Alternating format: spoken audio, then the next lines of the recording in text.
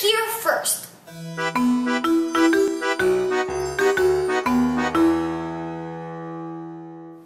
The sound of receiving correspondence.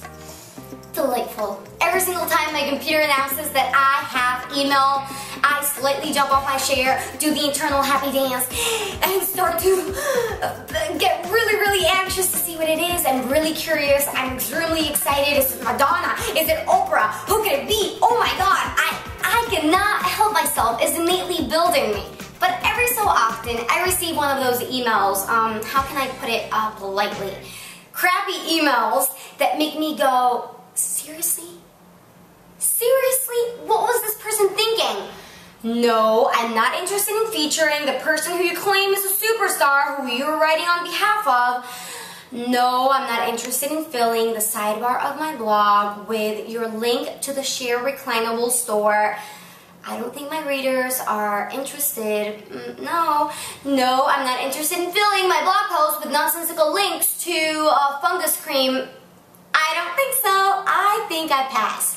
This time, and the next time, and every time after that.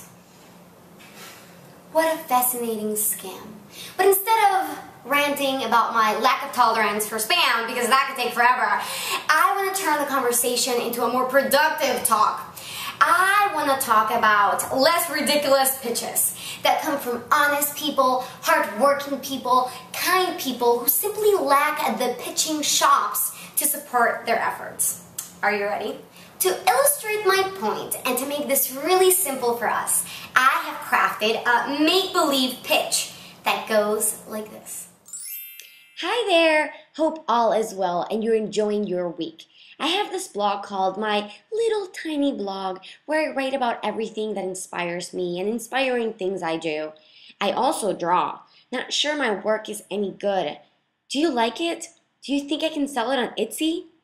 I wanted to reach out to see if you would like to feature my work on your blog. If this is not a priority right now or you're not the person to discuss these efforts, I would appreciate any help finding the right person and time to follow up. Thank you for your time. Sincerely, me. Now let's deconstruct, but please be warned, this is my subjective analysis. So if you're going to try at home, do it at your own risk. Point number one. I don't know about you, but I'm a bit skeptical when a complete stranger who I've never spoken to in my life approaches me for the first time hoping that I'm having a wonderful day.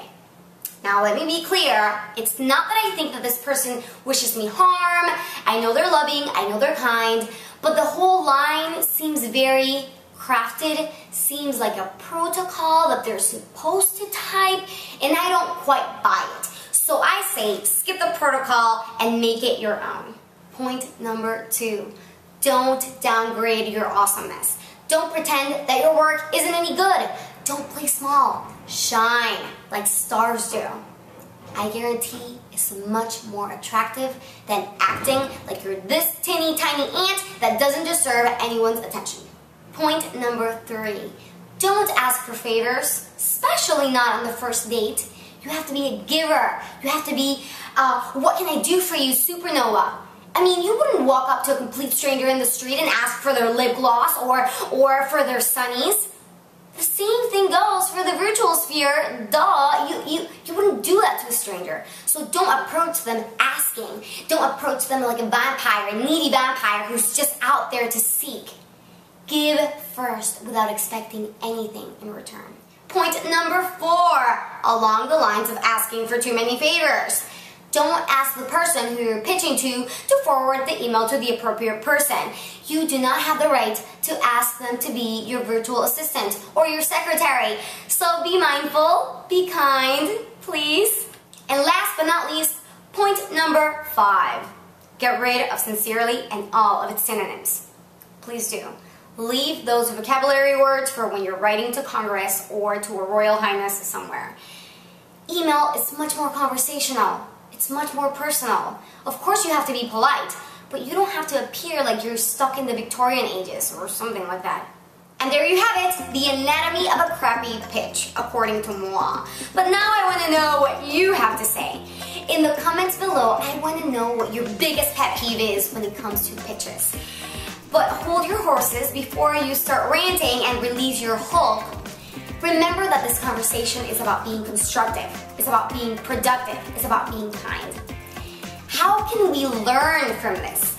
How can we learn from what's not so welcomed, what's not so friendly, so we can transform it into something good, into something that works for us, into something that aids our marketing, aids our conversations with our dream bloggers or our dream interviewers, etc., etc. So be mindful when you're leaving your insights and feedback to make this conversation as actionable as it can be. It was great talking to you today. My name is Mayi Carles, and I hope to see you soon. Bye-bye.